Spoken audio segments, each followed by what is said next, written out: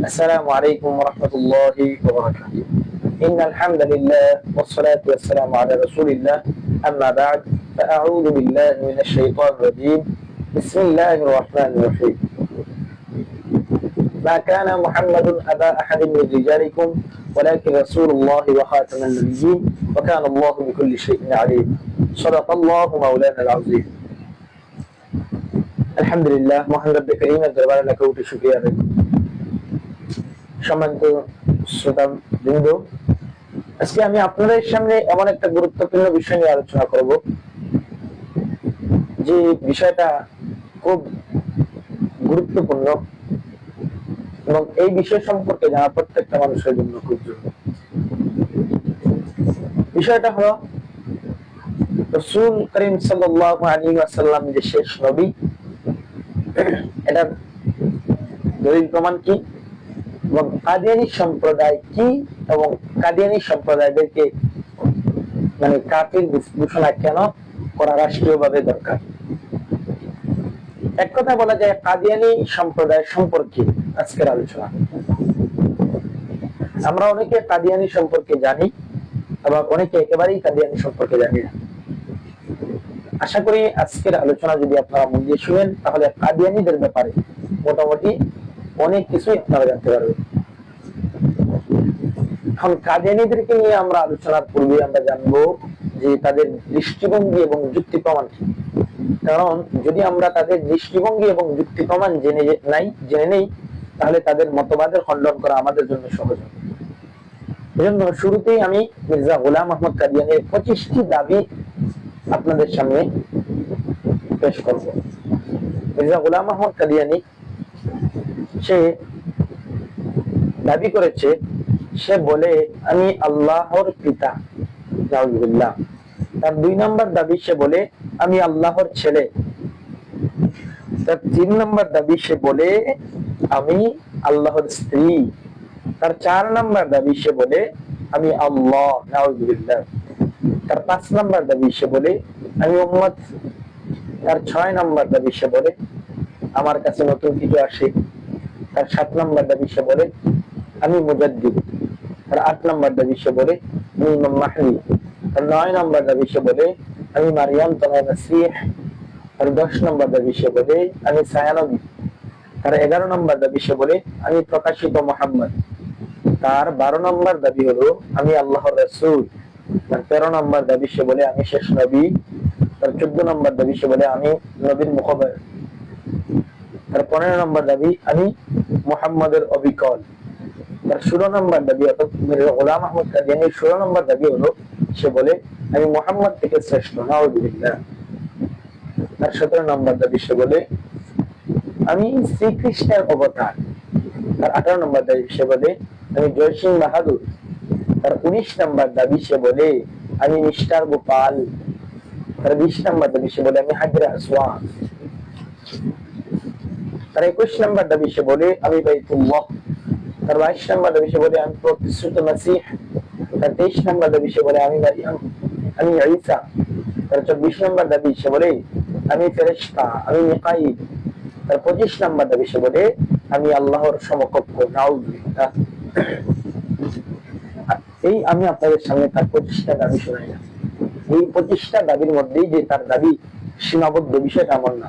এই 25টা দাবি তার 10 ভাগের 1 ভাগ, অর্থাৎ সে এত দাবি করেছে, এই দাবি সমূহ মাত্র তার 10 ভাগের 1 ভাগ। এখন বর্তমানে কাদিয়ানী সম্প্রদায়ের যারা অনুসারী আছে, তারা 3 বা 4টা আকীদায় বিশ্বাসী। মির্জা গোলাম আহমদ কাদিয়ানীর সম্পর্কে তারা 3টা বা 4টা আকীদা পোষণ করে। প্রথম দল যারা মির্জা গোলাম আহমদ কাদিয়ানী সম্পর্কে ধারণা করে, আকীদা পোষণ করে যে তিনি মুজাদ্দিদ, অর্থাৎ সংস্কারক, তারা তাকে মুজাদ্দিদ বলে বিশ্বাস করে। এই দলকে মির্জা গোলাম আহমদ কাদিয়ানীর খলিফারা কাফির বলে ঘোষণা করেছে এবং কাদিয়ানী সম্প্রদায় থেকে তাদেরকে বহিষ্কার করেছে। কিন্তু তারপরেও এরা মির্জা গোলাম আহমদ কাদিয়ানীকে মুজাদ্দিদ বলে বিশ্বাস করে। হযরত আলী রাদিয়াল্লাহু তাআলা আনহু যখন খলিফাতুল মুসলিমিন, তখন একদল লোক হযরত আলী রাদিয়াল্লাহু তাআলা আনহুকে আল্লাহ বলে বিশ্বাস করত। যখন আলী রাদিয়াল্লাহু তাআলা আনহু এটা জানতে পারলেন যে একদল লোক তাকে আল্লাহ বলে বিশ্বাস করতেছে, তখন তিনি তাদেরকে ডেকে আনলেন এবং তওবার জন্য বুঝাইলেন। কিন্তু তারা তওবা করতে রাজি হয় না। তারা বলে, না, আপনি আল্লাহ। অর্থাৎ আলী রাদিয়াল্লাহু তাআলা আনহুকে বলতেছে যে না, আপনি আল্লাহ। অবশ্যই যখন আলী রাদিয়াল্লাহু তাআলা আনহু বুঝাইতে সক্ষম হন নাই, তখন তিনি তাদেরকে আগুনে জ্বালিয়ে দেওয়ার নির্দেশ দিলেন। যখন তাদেরকে আগুনে জ্বালিয়ে দেওয়া হচ্ছে, তখন তারা আগুনে জ্বলতেছে আর বলতেছে যে আলী আল্লাহ, আলী আল্লাহ, আলী আল্লাহ। তো এরা জ্বলতেছে আর বলতেছে আলী আল্লাহ, অর্থাৎ মরণ পর্যন্ত তারা বলছে যে আলী আল্লাহ। ঠিক তাদের মতো এই গোলাম মোহাম্মদ কাদিয়ানীর যে সম্প্রদায় আছে, তাকে যারা মুজাদ্দিদ বলে বিশ্বাস করে, তারাও তাদেরকে কাফির ঘোষণা করছে মির্জা গোলাম মোহাম্মদ কাদিয়ানীর খলিফারা। কিন্তু তারপরে তারা বলে, না, আমরা ওনাকে মুজাদ্দিদ বলে বিশ্বাস করি। দুই নম্বর, যে সম্প্রদায়, যে দল, তারা মির্জা গোলাম মোহাম্মদ কাদিয়ানীর ব্যাপারে আকীদা পোষণ করে যে তিনি নবী, অর্থাৎ গোলাম মোহাম্মদ কাদিয়ানী নাকি নবী, শুধু নবী না, শেষ নবী, শুধু শেষ নবী না, সব নবী থেকে শ্রেষ্ঠ নবী। এই সম্প্রদায় মির্জা গোলাম মোহাম্মদ কাদিয়ানীকে শ্রেষ্ঠ নবী বলে বিশ্বাস করে। তিন নম্বর যে দল আছে, তারা মির্জা গোলাম মোহাম্মদ কাদিয়ানী সম্পর্কে আকীদা পোষণ করে। তারা বলে যে মির্জা গোলাম মোহাম্মদ কাদিয়ানী নাকি জিল্লি নবী, রূপক নবী। এটা বলে তারা কয়েকটা অর্থ নেয়। রূপক নবী বলে তারা কয়েকটা অর্থ উদ্দেশ্য নেয়। একটা বলে যে জিল্লি নবী, আর একটা বলে যে বারুজি নবী। বারুজি নবী মানে হচ্ছে বারাজা ইয়াবরুজু, প্রকাশিত হওয়া। এই যে প্রকাশিত হওয়া, তারা এর দ্বারা উদ্দেশ্য নেয় যে মুহাম্মদ সাল্লাল্লাহু আলাইহি ওয়াসাল্লাম নাকি মির্জা গোলাম আহমদ কাদিয়ানীর শরীরের ভিতরে এসে অস্তিত্ব গ্রহণ করেছেন। অর্থাৎ মির্জা গোলাম আহমদ কাদিয়ানীর শরীরের দ্বারা মুহাম্মদুর রাসূলুল্লাহ সাল্লাল্লাহু আলাইহি ওয়াসাল্লাম অস্তিত্ব গ্রহণ করেছেন। তারা এটা বলতে চায়, অর্থাৎ মির্জা গোলাম আহমদ কাদিয়ানী মুহাম্মদুর রাসূলুল্লাহ। নাউযুবিল্লাহ। 4 নম্বর যে দলটা তারা আকীদা পোষণ করে, তারা বলে যে মির্জা গোলাম আহমদ কাদিয়ানী হচ্ছেন মাসিহ ঈসা আলাইহিস সালাম। নাউযুবিল্লাহ। তো এই হলো বর্তমানে কাদিয়ানী সম্প্রদায়ের 4টা দল। তার ভিতরে 4টা আকীদা করে পোষণ করে। একদল তাকে মুজাদ্দিদ বলে, আরেকদল তাকে নবী হিসেবে, সর্বশ্রেষ্ঠ নবী হিসেবে বিশ্বাস করে, আরেকদল তাকে জিল্লি নবী, বারুজি নবী, গায়রাতে শরঈ নবী, আরেকদল তাকে ঈসা বলে বিশ্বাস করে। এখন আমাদের আজকে আলোচ্য বিষয় হলো মির্জা গোলাম আহমদ কাদিয়ানী নবী হতে পারে কি না। 2 নম্বর, সে ঈসা হতে পারে কিনা, অর্থাৎ ঈসা মসিহ হতে পারে কিনা, মুজাদ্দিদ হতে পারে কিনা, এই বিষয়ে আলোচনা করার দরকার নেই। কারণ যারা তাকে মুজাদ্দিদ হিসেবে বিশ্বাস করে, তাদের সংখ্যা খুবই নগণ্য, নাই বললেই চলে। এখন আজকের আমাদের আলোচ্য বিষয় হলো সে নবী হতে পারে কিনা। মির্জা গোলাম আহমদ কাদিয়ানীর প্রত্যেকটা কথা ভ্রান্ত এবং প্রত্যেকটা কথার মধ্যে কোরআন হাদিস বিরোধী। সে তো মুজাদ্দিদ হতে পারেই না। আর কোরআনুল কারীমের মধ্যে স্পষ্ট আয়াত আছে যে আয়াতের কোন ব্যাখ্যার অবকাশ নাই। সে আয়াত আমাদের স্পষ্ট বলেছেন আল্লাহ তাআলা যে মুহাম্মদুর রাসূলুল্লাহ সাল্লাল্লাহু আলাইহি ওয়াসাল্লামের শেষ নবী। আয়াতের মধ্যে আল্লাহ তাআলা সূরা আহজাবের আয়াতের মধ্যে আল্লাহ তাআলা বলেন, মা কানা মুহাম্মাদুন আবা আহাদিন মিন রিজালিকুম ওয়ালাকিন রাসূলুল্লাহি ওয়া খাতামান নাবিয়্যিন ওয়া কানা আল্লাহু বিকুল্লি শাইইন আলিম। এই আয়াতের মধ্যে আল্লাহ তাআলা বলছেন যে মুহাম্মদুর রাসূলুল্লাহ সাল্লাল্লাহু আলাইহি ওয়াসাল্লাম মুহাম্মদুর রাসূলুল্লাহ সাল্লাল্লাহু আলাইহি ওয়াসাল্লাম কোন পুরুষের পিতা নন, ওয়ালাকিন রাসূলুল্লাহ, বরং তিনি আল্লাহর রাসূল। ওয়া কানা আল্লাহু বিকুল্লি শাইইন আলিম, এবং আল্লাহ তাআলা সব বিষয়ে অবগত। এই যে আয়াত, আল্লাহ রাসূল সাল্লাল্লাহু আলাইহি ওয়াসাল্লাম যে শেষ নবী, এরপরে কোরআনের মধ্যে আয়াত আছে। কোরআনের মধ্যে স্পষ্ট এই আয়াতের কোনো ব্যাখ্যার অবকাশ নাই। আল্লাহ তাআলা স্পষ্ট বলেছেন মুহাম্মদুর রাসূলুল্লাহ সাল্লাল্লাহু আলাইহি ওয়াসাল্লাম কোনো পুরুষের পিতা নন, তিনি আল্লাহর রাসূল এবং তিনি শেষ নবী। এই বিষয়ে আল্লাহ তাআলা সব বিষয়ে অবগত। এই আয়াত বোঝার জন্য আমাদেরকে আয়াতের শানে নজুল প্রেক্ষাপট বুঝতে হবে। কারণ এই আয়াতের মধ্যে আছে খাতামুন নবী, মানে শেষ নবী। এটা বোঝার জন্য আমাদেরকে শানে নজুল বুঝতে হবে। শানে নজুল ছাড়া এটা বোঝা সম্ভব না। রাসূলুল্লাহ সাল্লাল্লাহু আলাইহি ওয়াসাল্লামের মুতাবান্না অর্থাৎ পালক পুত্র হিসেবে গ্রহণ করেছিলেন যায়েদ বিন হারেসা রাদিয়াল্লাহু তাআলা। যায়েদ বিন হারেসা রাদিয়াল্লাহু তাআলা হচ্ছে আল্লাহ রাসূল সাল্লাল্লাহু আলাইহি ওয়াসাল্লামের দাস। তাকে আজাদ করে স্বাধীন করে দিয়ে সন্তান হিসেবে গ্রহণ করেছেন এবং তার সাথে হুজুর সাল্লাল্লাহু আলাইহি ওয়াসাল্লামের ফুফাতো বোন যায়েনব রাদিয়াল্লাহু তাআলা তাকে বিয়ে দিয়েছেন।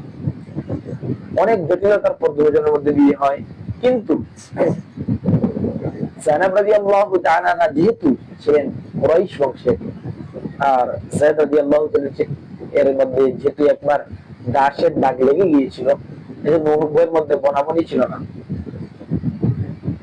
এজন্য আল্লাহ রাসূল সাল্লাল্লাহু আলাইহি ওয়াসাল্লাম টেনশনে পড়ে গেলেন যে যায়েদ না জানি এই যায়েনবকে তালাক দিয়ে দেয়। এজন্য হুজুর সাল্লাল্লাহু আলাইহি ওয়াসাল্লাম যায়েদ রাদিয়াল্লাহু তাআলাকে বোঝালেন, কিন্তু কোনো কাজ হলো না, তাদের মধ্যে কোনো মিল হয় না, বনাবনি হয় না। আল্লাহ রাসূল সাল্লাল্লাহু আলাইহি ওয়াসাল্লাম টেনশনের মধ্যে পড়ে গেলেন এবং মনে মনে সিদ্ধান্ত নিলেন, যদি যায়েদ রাদিয়াল্লাহু তাআলা যায়েনব রাদিয়াল্লাহু তাআলা থেকে তালাক দিয়ে দেন, তাহলে আল্লাহ রাসূল সাল্লাল্লাহু আলাইহি ওয়াসাল্লাম তাকে বিয়ে করবেন, যাতে যায়েনব রাদিয়াল্লাহু তাআলার টেনশন, দুশ্চিন্তা এগুলো একটু হালকা হয়, যাতে তাকে চতুর্দিক থেকে টেনশন গিয়ে ফেলতে না পারে। পরক্ষণে আল্লাহ রাসূল সাল্লাল্লাহু আলাইহি ওয়াসাল্লামের মাথায় এটা আসলো যে যদি আমি যায়েনবকে বিয়ে করি, তাহলে তো মক্কার কাফের কুরাইশরা, এরপরে নাস্তিকদের আছে, সবাই বলবে দেখো মুহাম্মদ তার পুত্রবধূকে বিয়ে করেছে।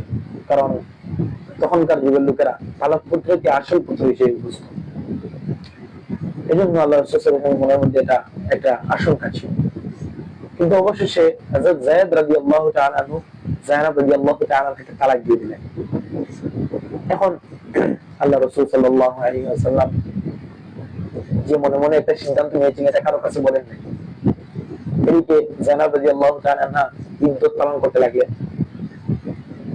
তো আল্লাহ তাআলা একদিন হুজুর সাল্লাল্লাহু আলাইহি ওয়াসাল্লামের কাছে ওহী পাঠালেন যে আমি আপনার সাথে যায়েনবের বিয়ে দিয়েছি আসমানে, আমি যায়েনবের সাথে আপনার বিয়ে দিয়ে দিয়েছি। তখন আল্লাহ রাসূল সাল্লাল্লাহু আলাইহি ওয়াসাল্লাম যেটা আশঙ্কা করেছিলেন যে মক্কার কাফের কুরাইশরা, মুশরিকরা বলাবলি করবে, তুহমত দিবে, কত কিছু বলবে যে পুত্রবধূকে বিয়ে করেছে, যেটা সন্দেহ করেছেন সেটাই হলো। অর্থাৎ মুশরিকরা আল্লাহ রাসূল সাল্লাল্লাহু আলাইহি ওয়াসাল্লাম বিভিন্ন কথা বলতে লাগলো। তখন আল্লাহ তাআলা এই বিষয়টা ক্লিয়ার করার জন্য যে যায়েদ রাদিয়াল্লাহু তাআলা আল্লাহ রাসূল সাল্লাল্লাহু আলাইহি ওয়াসাল্লামের সন্তান নয়, এই বিষয়টা ক্লিয়ার করার জন্য আল্লাহ তাআলা আয়াত নাযিল করলেন যে মা কানা মুহাম্মাদুন আবা আহাদিন মিন রিজালিকুম ওয়ালাকিন রাসূলুল্লাহি ওয়া খাতামান নাবিয়্যিন, যে মুহাম্মদ রাসূলুল্লাহ সাল্লাল্লাহু আলাইহি ওয়াসাল্লাম কোন পুরুষের পিতা নন, তিনি আল্লাহর রাসূল এবং তিনি শেষ নবী। এই আয়াত দ্বারা আল্লাহ তাআলা বুঝাইলেন যে তিনি যেহেতু কোন পুরুষের পিতা নন, অতএব যায়েদ রাদিয়াল্লাহু তাআলা আল্লাহর রাসূলের কি নয়, পুত্র নয়। যেহেতু যায়েদ রাদিয়াল্লাহু তাআলা আল্লাহর রাসূলের পুত্র নয়, অতএব তিনি যায়েনবকে বিয়ে করতে পারেন। এই বিষয়টা আল্লাহ তাআলা ক্লিয়ার করে এই আয়াত নাযিল করলেন। এই আয়াতের সান্নিধ্য এটাই মোটামুটি আপনারা আশা রাখি বুঝতে পারছেন। এখন আমাদের আলোচ্য যে বিষয়টা সেটা হচ্ছে এই যে আয়াতের মধ্যে আল্লাহ তাআলা ক্লিয়ার করলেন। এখন এই আয়াতের মধ্যে কয়েকটা প্রশ্ন জাগে। প্রথম প্রশ্ন জাগে যে আল্লাহ তাআলা তো এই আয়াতের মধ্যে বললেন যে মুহাম্মদুর রাসূলুল্লাহ সাল্লাল্লাহু আলাইহি ওয়াসাল্লাম কোন পুরুষের পিতা নন, এটা বুঝলাম, কিন্তু আল্লাহ তাআলা এই কথা বলার পরে লাকিন অব্যয়টা কেন আনলেন? আমরা তো জানি যে লাকিন অব্যয়টা আগের কথার মধ্য থেকে ক্ষতিপূরণ দূর করার জন্য লাকিন অব্যয় আনা হয়। তাহলে এখানে আল্লাহ তাআলা বললেন মা কানা মুহাম্মাদুন আবা আহাদিন মিন রিজালিকুম, মুহাম্মদুর রাসূলুল্লাহ সাল্লাল্লাহু আলাইহি ওয়াসাল্লাম কোন পুরুষের পিতা নন, ওয়ালাকিন রাসূলুল্লাহ, এই লাকিন অব্যয় কেন আনলেন? আল্লাহ তাআলা আগের শব্দ থেকে, আগের কথা থেকে, আগের বাক্য থেকে কি ক্ষতিপূরণ দূর করতে চাই? এর একটা প্রশ্ন জাগে। এর উত্তর হচ্ছে, দেখেন আল্লাহ তাআলা যখন এই আয়াত নাযিল করে বিষয়টা ক্লিয়ার করলেন যে মা কানা মুহাম্মাদুন আবা আহাদিন মিন রিজালিকুম, মুহাম্মদুর রাসূলুল্লাহ সাল্লাল্লাহু আলাইহি ওয়াসাল্লাম কোন পুরুষের পিতা নন, মানে কোন পুরুষের বংশীয় পিতা নন, কোন পুরুষের বংশীয় পিতা নন এবং অতীতে ছিলেন না। ওনার রাসূল সাল্লাল্লাহু আলাইহি ওয়াসাল্লামের একজন পুত্র ইব্রাহিম রাদিয়াল্লাহু তাআলা ছিলেন, উনি 17 বা 18 মাস জীবিত ছিলেন, তারপর মৃত্যুবরণ করেন। যেহেতু তিনি পুরুষের সীমায় পৌঁছান নাই, বয়সের সীমায় পৌঁছান নাই, এজন্য তিনি কি নয়, পুরুষ নয়। অতএব আল্লাহ রাসূল সাল্লাল্লাহু আলাইহি ওয়াসাল্লাম কোন পুরুষের কি নয়, পিতা নয়। এই বিষয়টা আল্লাহ তাআলা ক্লিয়ার করলেন। এখন কারো মনে এই প্রশ্ন আসতে পারে, যেহেতু আল্লাহ রাসূল সাল্লাল্লাহু আলাইহি ওয়াসাল্লাম কোন পুরুষের বংশীয় পিতা নন, তাহলে হয়তো আল্লাহ রাসূল সাল্লাল্লাহু আলাইহি ওয়াসাল্লাম কোন পুরুষের কি নয়, এই রুহানি পিতাও নয়।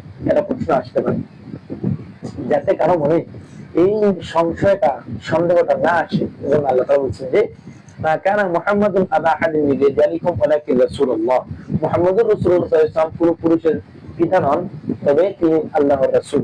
এই তিনি আল্লাহর রাসূল লাকিন এটা বলতে চাইলেন যে প্রত্যেক নবী উম্মতের কি হয়ে থাকেন, রূহানি পিতা হয়ে থাকেন। অতএব মুহাম্মদুর রাসূলুল্লাহ সাল্লাল্লাহু আলাইহি ওয়াসাল্লাম আল্লাহর রাসূল। এখন এখানে মানতিকা একটা পরিভাষা, যে এখন যদি আমরা বৃদ্ধি করি যে প্রত্যেক রাসূল সাল্লাল্লাহু আলাইহি ওয়াসাল্লাম, প্রত্যেক রাসূল উম্মতের রূহানি পিতা হয়ে থাকেন, মুহাম্মদুর রাসূলুল্লাহ সাল্লাল্লাহু আলাইহি ওয়াসাল্লাম আল্লাহর রাসূল। এখানে সুগরা কুবরা মিলাইয়া তারপরে হদ্দা ওসত্র গিরাকার গিরাইয়া নতিজা বাইর হবে যে মুহাম্মদুর রাসূলুল্লাহ সাল্লাল্লাহু আলাইহি ওয়াসাল্লাম উম্মতের রূহানি পিতা। এখানে মান্তিকের একটা পরিভাষা ব্যবহার করা হয়েছে। তো এই সন্দেহটা দূর করার জন্য আল্লাহ তাআলা লাঠি নব্বত ব্যবহার করেছেন।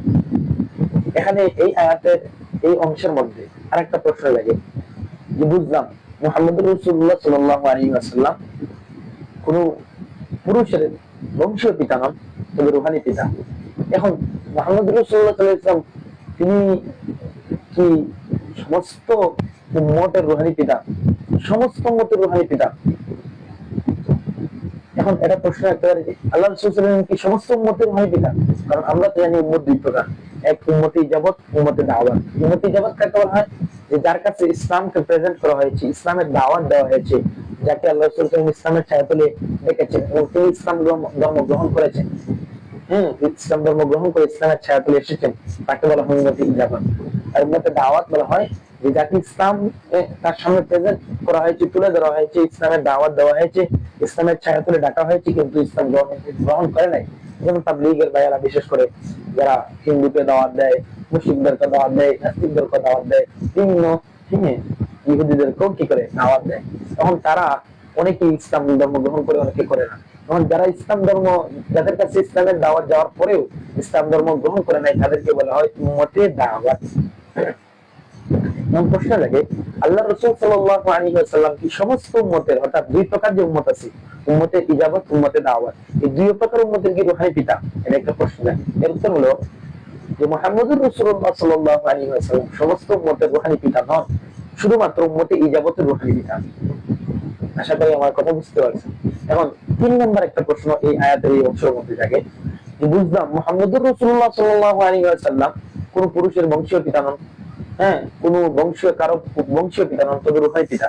তবে রূহানি পিতা সমস্ত উম্মতের নয়, শুধুমাত্র উম্মতে ইজাবতের। এমন প্রশ্ন লাগে যে আগেকার যে সমস্ত উম্মতেরা ছিল, আগেকার নবীদের যে সমস্ত উম্মতেরা ছিল, সেই সমস্ত উম্মতের আল্লাহ রাসূল সাল্লাল্লাহু আলাইহি ওয়াসাল্লাম কি রূহানি পিতা? মানে আগেকার নবীদের উম্মতেরও কি রূহানি পিতা আমাদের নবী? এই প্রশ্ন জানি। এর উত্তর হলো আল্লাহ রাসূল সাল্লাল্লাহু আলাইহি ওয়াসাল্লাম সমস্ত নবীদের শ্রেষ্ঠ নবী। আর আল্লাহ রাসূল সাল্লাল্লাহু আলাইহি ওয়াসাল্লামের বরকতে সমস্ত নবী নবী হয়েছে, মানে আল্লাহ রাসূলের বরকতে সমস্ত নবী নবুয়ত লাভ করেছেন। যেহেতু নবীর বরকতে সবাই নবী হয়েছেন, অতএব সমস্ত আগেকার সমস্ত নবী মুহাম্মদুর রাসূলুল্লাহ সাল্লাল্লাহু আলাইহি ওয়াসাল্লাম তাদের রূহানি পিতা, অর্থাৎ আল্লাহ রাসূল সাল্লাল্লাহু আলাইহি ওয়াসাল্লাম সমস্ত নবীদের রূহানি পিতা। এখন আল্লাহ রাসূল সাল্লাল্লাহু আলাইহি ওয়াসাল্লাম যদি আগেকার সমস্ত নবীদের রূহানি পিতা হন, তাহলে আগেকার যত নবী আছেন তাদের উম্মতের রূহানি দাদা। আশা করি বিষয়টা বুঝে আসছে। এখন আয়াতের এই অংশটা গেল, মোটামুটি আয়াতের এই অংশ দ্বারা আমরা এটা বুঝতে পারলাম যে আল্লাহ রাসূল সাল্লাল্লাহু আলাইহি ওয়াসাল্লাম পুরো পুরুষের পিতা নন। এই আয়াত, এই অংশের ছাড়ানোর আমরা বুঝলাম এই আয়াতে, এবং এটা বুঝলাম যে আল্লাহ রাসূল সাল্লাল্লাহু আলাইহি ওয়াসাল্লাম পুরো পুরুষের বংশীয় পিতা নন, কিন্তু তিনি রূহানি পিতা। এখন রূহানি পিতা কাদের? উম্মত দুই প্রকার, ইজাবত, দাওয়াত। তিনি উম্মতে ইজাবতের রূহানি পিতা, উম্মতে দাওয়াতের রূহানি পিতা নন। এবং আগেকার যে সমস্ত উম্মতেরা ছিল তাদের রূহানি দাদা এবং তাদের নবীদের রূহানি পিতা। আশা করি বিষয়টা ক্লিয়ার হচ্ছে। এরপরের যে আয়াতের অংশ আছে, ওয়ালাকিন রাসূলুল্লাহ, ওয়ালাকিন রাসূলুল্লাহ, তিনি আল্লাহ রাসূল, এটা তো স্পষ্ট। তিনি যে আল্লাহ রাসূল, এটার কোনো ব্যাখ্যা দরকার নেই। এরপরের যে অংশ, ওয়া খাতামান নাবিয়্যিন, এই খাতামান নাবিয়্যিনের ব্যাখ্যা দরকার। কারণ এই খাতামান নাবিয়্যিন, এরা খাতাম, তায়ের মধ্যে জবর দিয়া, এটা ইসমে আলা। আর খাতিম, তায়ের মধ্যে যে দিয়ে ইসমে ফিল। ইসমে ফিল কাকে বলা হয়? যে ক্রিয়া সম্প্রদায়, সম্পাদক, যে ফেল এসে কাজ বোঝায় তাকে ইসমে ফেল বলা হয়। আর ইসমে আলা বলা হয় কাজ সংগঠিত হওয়ার মাধ্যম বা বিশেষ যন্ত্র। এখন খাতামা ইয়াখতিমু বাবে জরাবে ইয়াজিবু মাসদার, এর প্রকৃত অর্থ কোনটা? এই যে খাতাম, তার মধ্যে জবর দিয়া, এর অর্থ কি? এবং খাতিম, তার মধ্যে জেদ দেওয়ার অর্থ কি? তায়ের মধ্যে জবর দিয়া অর্থাৎ খাতিমের অর্থ হলো সমাপ্তকারী, পরিপূর্ণকারী, অবসানকারী। আর খাতাম, তায়ের মধ্যে জবর দিয়া, এর অর্থ হলো শিল মোহর মারা, এমন মেশিন যাদের শিল মারা হয়। এখন এই এই দুই অর্থের মধ্যে প্রকৃত অর্থ কোনটা, এটা বোঝার জন্য আমাদেরকে লগাত দেখতে হবে। এখন বিন ফারিস রাহিমাহুল্লাহ অনেক বড় ভাষার তবিদ, অনেক বড় ভাষার পণ্ডিত। হ্যাঁ, উনি কিতাব লিখেছেন, ভাষাবিদ যেহেতু, উনি অনেক বড় একটা কিতাব লিখেছেন, মুআজাম মাকাইসুল লুগা, 6 খণ্ডে কিতাব লিখেছেন বিন ফারিস রাহিমাহুল্লাহ। আহমদ বিন ফারিস কারদিবি রাজি রাহিমাহুল্লাহ, আহমদ বিন ফারিস অনেক বড়, বিশাল বড় আলেম। উনি কিতাব লিখছেন মুআজাম মাকাইসুল লুগা, 6 খণ্ডে। এই লুগাতের মধ্যে বিন ফারিস রাহিমাহুল্লাহ খাতামা ইয়াখতিমু, আগে ওনার কিতাবের বৈশিষ্ট্য বলি। ওনার কিতাবের একটা বৈশিষ্ট্য হলো উনি একটা শব্দ আনেন, তারপরে ওই শব্দের প্রকৃত অর্থ করেন, এরপরে রূপক অর্থ করেন, এরপরে যদি এই শব্দের আরো কোনো অর্থ আসে সে অর্থ তিনি করেন। এখন বিন ফারিস রাহিমাহুল্লাহ এই খাতামা ইয়াখতিমুর অর্থ করেন কি, যে তিনি খাতামা ইয়াখতিমুর ব্যাখ্যা করেন যে কোনো বস্তুর শেষ প্রান্তে পৌঁছা। যেমন খাতামতুল আমালা, আমি কাজ পরিপূর্ণ করলাম, মানে শেষ করলাম, মানে পরিপূর্ণ করলাম। এই খাতামা ইয়াখতিমুর অর্থ তিনি দিলেন কোন বস্তুর শেষ প্রান্তে পৌঁছা, অর্থাৎ এটার হাকিকত অর্থ হলো কোন বস্তুর শেষ প্রান্তে পৌঁছা, মানে কাজটা পরিপূর্ণ করা। অতএব আল্লাহ তাআলা যে এখানে বলছেন খাতামান নবিয়্যিন, মানে নবীদের শেষ নবী, এখানে আল্লাহ তাআলা এটা বুঝাইতে চাইছেন যে মুহাম্মদুর রাসূলুল্লাহ সাল্লাল্লাহু আলাইহি ওয়াসাল্লাম সমস্ত নবীদের শেষ নবী, মানে মুহাম্মদুর রাসূলুল্লাহ সাল্লাল্লাহু আলাইহি ওয়াসাল্লামের দ্বারা আমি সমস্ত নবীদের নবুয়তি সমাপ্তি করেছি এবং নবুয়তের দ্বারা আমি পরিপূর্ণ করেছি। আশা করি বুঝতে পারছেন। বিন ফারিস রাহিমাহুল্লাহ সম্পর্কে যদি জানতে চান তাহলে ওনার লিখিত মুআজাম মাকাইসুল লুগা 6 খণ্ডে অভিধান, এর মধ্যে ওনার জীবনী সম্পর্কে আলোচনা আছে। কারণ বিন ফারিস রাহিমাহুল্লাহ, আহমদ বিন ফারিস রাহিমাহুল্লাহ এই খাতামে একটু ব্যাখ্যা করেছেন শেষ প্রান্তে পৌঁছা, মানে কাজটা পরিপূর্ণ হওয়া। আর এখানে আল্লাহ তাআলা ব্যবহার করছেন শব্দ খাতামান নবিয়্যিন। আর এর প্রকৃত অর্থ বিন ফারিস রাহিমাহুল্লাহ বলেছেন কোন বস্তুর শেষ প্রান্তে পৌঁছা, পরিপূর্ণ হওয়া। অথবা আমরা আয়াতের এই অংশের অর্থ তুলতে পারি যে মুহাম্মদুর রাসূলুল্লাহ সাল্লাল্লাহু আলাইহি ওয়াসাল্লাম কি শেষ নবী। আশা করি আমাদের বুঝতে পারছি। এখন প্রশ্ন হলো যে বুঝতে পারলাম আল্লাহ রাসূল সাল্লাল্লাহু আলাইহি ওয়াসাল্লাম শেষ নবী। এখন কাদিয়ানী সম্প্রদায় যারা আছে তারা কিন্তু তারাও কিন্তু এই দলিল দেয় হাদিস দ্বারা। আমরা যারা কাদিয়ানী সম্পর্কে জানি না বা মুসলমান, সাধারণ মুসলমান যারা আছে তাদের সামনে গিয়ে বলে যে দেখো মির্জা গোলাম আহমদ কাদিয়ানীও নবী, এটা হাদিসের মধ্যে আসছে, নবী হওয়া সম্ভব। তো তারা যে দুইটা হাদিস তারা দলিল দেয়, বিশেষ করে এই দুইটা হাদিস তারা দলিল দেয়। এর মধ্যে একটা হচ্ছে যে লাউ কানা নাবিয়্যুন বা'দি লাকানা ওমর, এখানে এই হাদিস তারা দলিল দেয়। আরেকটা হাদিস সুনান ইবনে মাজাহর মধ্যে আছে লাউ আশা ইব্রাহিম লাকানা সিদ্দীকান নাবিয়্যা, যদি ইব্রাহিম রাদিয়াল্লাহু তাআলা জীবিত থাকতেন তাহলে তিনি সত্য নবী হতেন। এই দুইটা হাদিস তারা দলিল দেয়। কেমন করে? তারা বলে যে লাউ শব্দটা এখানে, হ্যাঁ, মুখতাসারুল মাআনির মধ্যে আমরা আমাদের হুজুরের কাছে পড়ছি, মুখতাসারুল মাআনির মধ্যে লাউ, ইযা, আন এগুলা ব্যবহার হয়েছে। আমরা জানি যে লাউ, ইযা, আন এগুলা লিমতিনাই সানি, লিমতিনাই আউয়াল, অর্থাৎ তার দ্বিতীয় অংশটা প্রথম অংশের জন্য ব্যবহার হয়। এটা পরে বলবো, আগে বলি তারা কেমনে এই হাদিসটা দলিল দেয়। তারা বলে যে দেখো লাউ এখানে কিসের জন্য আসছে? লাউ এখানে আল্লাহ রাসূল সাল্লাল্লাহু আলাইহি ওয়াসাল্লাম লাউ কানা নাবিয়্যুন বা'দি লাকানা ওমর, ওমর ইবনে খাত্তাব রাদিয়াল্লাহু তাআলা। এরপরে সুনান ইবনে মাজাহর মধ্যে যে হাদিস লাউ আশা ইব্রাহিম লাকানা সিদ্দীকান নাবিয়্যা, এখানে আল্লাহ রাসূল সাল্লাল্লাহু আলাইহি ওয়াসাল্লাম অনুমান করে বলছেন। আর যে কথা অনুমান করে বলা হয় সেটা সম্ভব, বাস্তব। অতএব তারা বলে আল্লাহ রাসূল সাল্লাল্লাহু আলাইহি ওয়াসাল্লাম পরে নবী হওয়া সম্ভব, যেহেতু নবী হওয়া সম্ভব অতএব মির্জা গোলাম আহমদ কাদিয়ানীও নবী। এইভাবে তারা দলিল দেয়। এখন আমরা এটা উত্তর দিব কিভাবে? আমরা বলবো যে এখানে যে লাউ শব্দটা আসছে, হ্যাঁ, আমাদের দর্শন গ্রামের মুখতাসারুল মাআনি একটি কিতাব আছে, এই কিতাবের মধ্যে লাউ, ইদা, আল্লামা তাফাজানি রাহিমাহুল্লাহ লাউ, ইদা, আন এগুলা, এই যে অব্যয়গুলো আছে এগুলার ব্যবহারের নীতি তিনি বলেছেন যে লাউ শব্দটা লিমতিনাই সানি, লিমতিনাই আউয়াল, অর্থাৎ লাউয়ের দ্বিতীয় অংশটা প্রথম অংশের জন্য ব্যবহার হয়। যেমন বলা হয় যে আপনি যদি আমার কাছে আসেন তাহলে আমি আপনাকে সম্মান করবো, আপনি যদি আসেন তাহলে সম্মান করবো, এখন আপনি যদি না আসেন আমি সম্মান করার কোনো প্রশ্ন আসে না। হ্যাঁ, আর আপনার যদি আসা সম্ভব না হয় তাহলে তো আমার সম্মান করার কোনো প্রশ্নই আসে না। যেমন আমি বললাম আপনি যদি আমার কাছে আসেন আমি সম্মান করবো, হ্যাঁ, কিন্তু আপনি যদি না আসেন তাহলে কি আপনাকে আমি সম্মান করবো না। আল্লাহ রাসূল এখানে বলছেন যদি আমার পরে নবী হতো তাহলে ওমর হতেন। হ্যাঁ, এখানে যদি হতেন তাহলে ওমর হতেন, যেহেতু নবী হওয়ার কোনো সম্ভাবনা নাই অতএব উমর কি হবেন না, নবী হবেন না। বিষয়টা আরেকবার বলি যে আপনি যদি আমার কাছে আসেন তাহলে আমি সম্মান করবো, এখন আপনি যদি না আসেন তাহলে সম্মান করবো না, এটা থাকে না। আপনার না আসা সম্মানকে বাতিল করে। অতএব যেহেতু সম্মান পাওয়ার জন্য আপনাকে আসতে হবে, আপনি যদি না মানে যদি আসা সম্ভব না হয় তাহলে সম্মানও কি না সম্ভব না। অতএব রাসূল সাল্লাল্লাহু আলাইহি ওয়াসাল্লাম বলছেন লাউকানা নাবিয়্যুন বা'দি লাকানা ওমর, আমার পরে যদি কেউ নবী হইতো তাহলে ওমর হইতো, যেহেতু আমার পরে নবী হওয়া সম্ভব না অতএব ওমর যেতে পারবেন না, নবী হতে পারবেন না। এটা হলো তাদের হাদিস, যে হাদিসটা তার দলিল দেয় এটা উত্তর। এখন আমরা দেখবো লাউ শব্দটা সম্ভব অসম্ভব দুইটা অর্থ ব্যবহার হয়। দেখেন এই লাউ শব্দ দ্বারা আল্লাহ তাআলা কোরআনের মধ্যে ব্যবহার করেছেন, তারা যে দলিল দেয় যে লাউ শব্দ দ্বারা আল্লাহ তাআলা আল্লাহ রাসূল সাল্লাল্লাহু আলাইহি ওয়াসাল্লাম বলেছেন, অতএব অনুমান করে বলেছেন এটা সম্ভব, এটা বাস্তব। শুধু যে লাউ শব্দটা সম্ভবের ক্ষেত্রে ব্যবহার হয় এমনটা না, অসম্ভবের ক্ষেত্রে লাউ ব্যবহার হয়, আর এটার প্রমাণ কোরআনের মধ্যে আছে। যেমন আল্লাহ তাআলা কোরআনের একটা আয়াতের মধ্যে বলছেন যে ওয়ালাউ আমানা আহলাল কিতাব লাকানা খায়রাল লাহুম, যদি আহলে কিতাবরা ঈমান আনতো তাহলে সেটা তাদের জন্য কল্যাণকর হতো। দেখেন আল্লাহ তাআলা বলছেন আহলে কিতাবরা যদি ঈমান আনে তাহলে সেটা তাদের জন্য কল্যাণকর হবে। এখানে কিন্তু আহলে কিতাবরা ঈমান আনা সম্ভব, হ্যাঁ, এই সম্ভবের ক্ষেত্রে আল্লাহ তাআলা লাউ শব্দ ব্যবহার করেছেন। আবার আল্লাহ তাআলা কোরআনের আরেকটা আয়াতের মধ্যে আল্লাহ তাআলা বলছেন ওয়ালাউ, হ্যাঁ, ওয়ালাউ লাউ আরাদাল্লাহু আইয়াত্তাখিযা ওয়ালাদা, আল্লাহ তাআলা যদি সন্তান গ্রহণ করতেন। দেখেন আল্লাহ তাআলা সন্তান গ্রহণ করা এটা অসম্ভব, এই অসম্ভবের ক্ষেত্রে শুরুতে আল্লাহ তাআলা বলছেন ওয়ালাউ, মানে লাউ শব্দ ব্যবহার করছেন। অতএব তারা যে বলে লাউ শব্দ ব্যবহার করে আল্লাহ রাসূল যেহেতু বলেছেন অতএব এটা বাস্তব, হ্যাঁ, সম্ভব। কিন্তু লাউ শব্দটা শুধুমাত্র সম্ভবের ক্ষেত্রে ব্যবহার হয় না, অসম্ভবের ক্ষেত্রে ব্যবহার হয়। আর এটার প্রমাণ হলো আল্লাহ তাআলার এই আয়াত যে ওয়ালাউ আরাদাল্লাহু আইয়াত্তাখিযা ওয়ালাদা, যদি আল্লাহ তাআলা সন্তান গ্রহণ করতেন, যেহেতু আল্লাহ তাআলা সন্তান গ্রহণ করবেন না অতএব কি এটা অসম্ভবের ক্ষেত্রে লাউ ব্যবহার হয়েছে। তার মানে আমরা বুঝলাম লাউ শব্দটা সম্ভবের ক্ষেত্রে ব্যবহার হয়, অসম্ভবের ক্ষেত্রে ব্যবহার হয়। আর আল্লাহ রাসূল সাল্লাল্লাহু আলাইহি ওয়াসাল্লাম যে লাউ ব্যবহার করেছেন এটা অসম্ভবের ক্ষেত্রে, অর্থাৎ আল্লাহ রাসূল সাল্লাল্লাহু আলাইহি ওয়াসাল্লাম বলেছেন যেহেতু আমি আমার পরে কোন নবী নাই অতএব ওমরও নবী হতে পারবে না, ইব্রাহিম ও নবী হতে পারবে না। এখানে ইব্রাহিম সুনান ইবনে মারুয়ার যে হাদিসটা আছে এটা দুইটা সনদে আসছে, একটা মারফু, মারফু সত্ত্বেও কিন্তু এটা যায়ীফ, হ্যাঁ, আর একটা আছে মাওকুফ সনদে, মাওকুফ হওয়ার পরেও সহিহ।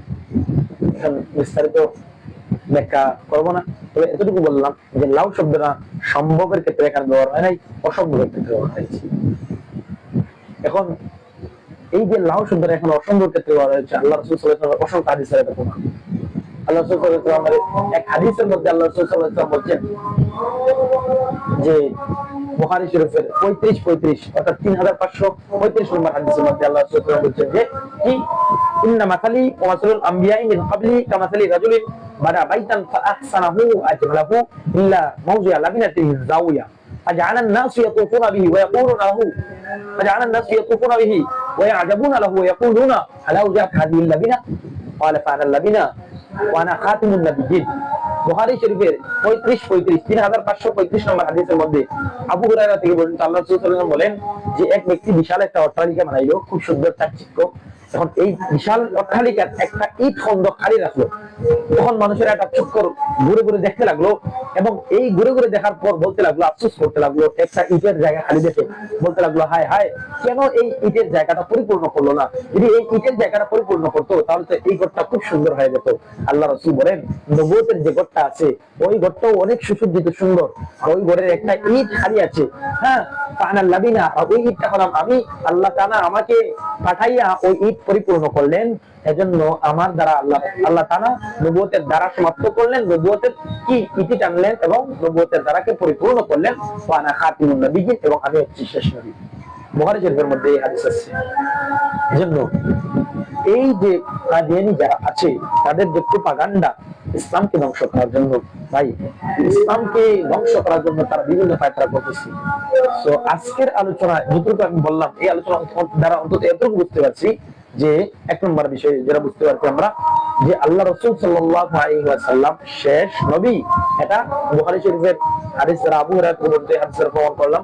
এবং আরেকটা হাদিস মিশকাত শরীফের কিতাবুল ফিতানের মধ্যে আছে, সাওবান রাদিয়াল্লাহু তাআলা থেকে বর্ণিত, তিনি বলেছেন, হ্যাঁ আল্লাহ রাসূল থেকে বর্ণনা করেন, হাদিসের শেষে আল্লাহ রাসূল সাল্লাল্লাহু আলাইহি ওয়াসাল্লাম বলেন, ওয়াইন্নাহু লা ইয়াকুনু ওয়াইন্নাহু সায়াকুনু ফি ওয়াইন্নাহু সায়াকুনু ফি উম্মতি কাযাবুনা সালাতুনা কুল্লুহুম ইয়াদউ আন্নাহু নাবিয়্যুন ওয়া আনা খাতামুন নাবিয়্যিনা লা নাবিয়্যা বাদি। আমি শেষ নবী, আমার পরে কোন নবী নাই। অথবা আজকে আমাদের আলোচনা দ্বারা আমরা প্রমাণ করলাম যে আল্লাহ রাসূল সাল্লাল্লাহু আলাইহি ওয়াসাল্লাম শেষ নবী, ওনার পরে আর কোন নবী নাই। কোরআনের আয়াত স্পষ্ট দলিল, হাদিস স্পষ্ট দলিল, বুখারীর হাদিস ছিলাম, মিশকাত শরীফের কিতাবুল ফিতানের হাদিস ছিলাম। ইনশাআল্লাহ আমাদের আজকে এতটুকু পর্যন্ত, শুধুমাত্র আমরা এই বিষয় নিয়ে আলোচনা করলাম যে আল্লাহ রাসূল সাল্লাল্লাহু আলাইহি ওয়াসাল্লাম শেষ নবী।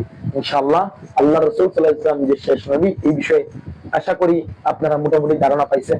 এখন আমরা ইনশাআল্লাহ আরেকদিন হযরত ঈসা আলাইহিস সালাম সম্পর্কে যে কাদিয়ানীদের ধারণা, যে মির্জা গোলাম আহমদ কাদিয়ানী হচ্ছে ঈসা আলাইহিস সালাম, মির্জা গোলাম আহমদ কাদিয়ানী যে ঈসা হতে পারে না, এই বিষয়ে অনেক দলিল আছে। এই বিষয়ে প্রায় 100 হাদিস আছে আল্লাহ রাসূল থেকে বর্ণিত। হ্যাঁ, এবারে আল্লামা আবু আশাক কাশিমি রাহিমাহুল্লাহ একটা কিতাব দিয়েছেন, আত-তাসরিহ বিমা তাওয়াতারা ফি নুজুলিল মাসিহ। এই কিতাবের মধ্যে উনি 100 হাদিস আনছেন, হ্যাঁ, যে ঈসা আলাইহিস সালামের আবির্ভাব সবকিছু বর্ণনা করছেন। অতএব ইনশাআল্লাহ আরেকদিন এই ব্যাপারে আমরা আলোচনা করব। ওয়া আখির দাওয়ানা আলহামদুলিল্লাহ। আসসালামু আলাইকুম।